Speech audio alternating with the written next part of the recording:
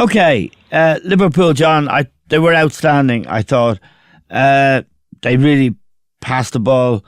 The movement and passing was superb. When Altum came back into the team, I think he's a very, very important player for them now. And important in terms of, working around midfield, breaking up play. He passes the ball adequately, scored a wonderful goal. He missed a couple of the previous games and was missed. But the other guy who played quite well on Saturday is a guy we both have doubts about, Fabinho.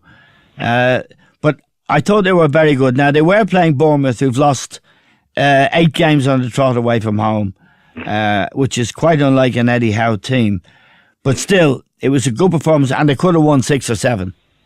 Yeah, I didn't see the match, Eamon. Yeah. It was surprisingly it wasn't on the television. Yeah. But it was a good match to get back on track. That's why this Premiership is a long, long haul. Yeah. And you're bound to have periods in it where you're not going to play so well. You get results that you don't expect to get.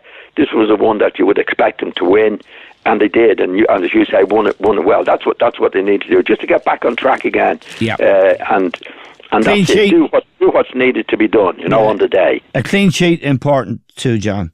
Oh, yeah. I mean, it's almost not worth saying, but it's still important to say of Liverpool in particular, and of course of Manchester City. If they keep clean sheets, they're always going to score.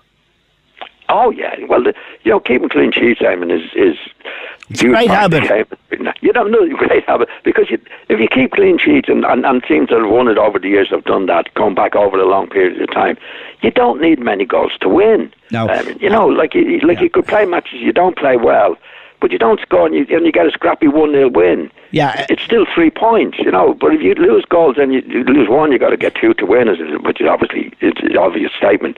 But that's the way it works in the game. Yeah, and in case people, listeners, think I'm stating the bleeding obvious, what I mean is Liverpool 3-0 up, half an hour to go.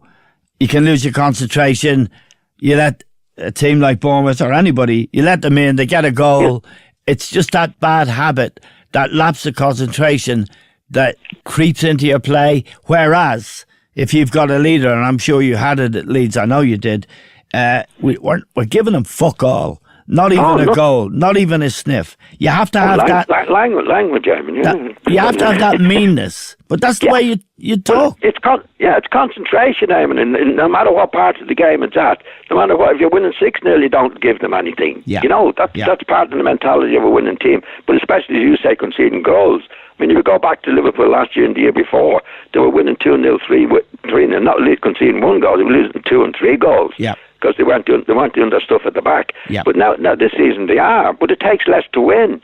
Yeah. I mean, obviously, I mean, that's the obvious, isn't it? The obvious as well. If you win 1-0, you don't concede a goal, and it gives you huge confidence. Going away from home to do what needed to be done. Yeah. I mean, I go back a long time to Leeds. We won the league in '69, Eamon, with the least number of goals ever scored. Yeah. To win it, most number of points, and I think it was 18 goals against. Yeah. That's. I mean, but Arsenal at their best. Remember, it's 1-0 Arsenal, 1-0 Arsenal. That's what all the talk. Look at Manchester United, with all the attacking players they had over the years. I mean, most teams that win the Premiership, at least they concede the least goals. Yeah. In the league. It's interesting. Usually. One other point about City's 6-0 win is that the goal difference was 4 before the match between them and Liverpool in Manchester City's favour.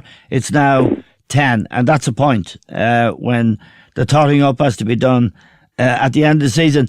Just in terms of the week City have had, there were Arsenal away, which is a dangerous game, and the Chelsea game. They beat Arsenal at home, and they beat Arsenal at home. At home, rather. And then they had Everton away. Everton away, which it could conceivably be dangerous, although Everton are not playing at the moment. And yesterday, again, a game where Liverpool would say, well, they could drop a couple of points in those 3 games. They've come through it sparkling. Now Liverpool have to face it, actually, because they've got to go to Old Trafford in a fortnight's time. And that's a very, very big game in itself anyway, if there was nothing at stake. But now that United are flying and Liverpool are title contenders, there's an awful lot in this game, isn't there? Yeah. That's the season, Eamon. You hear all the man. Well, you got to take it one match at a time. You can't do any more than that. Do your stuff week in and week out. And I found playing at least sometimes the hardest match on paper, Eamon, proved to be the easiest. Yeah. And the easiest proved to be the hard. That's it. It's a hard, long season. Yeah. And like if you say to anybody, like even a couple of 6 weeks ago, to put down the fixtures. Yeah. City going to Newcastle, City going to whatever it was, Leicester beat them. Yeah. Crystal Palace at home. You put them down for wins. Yes.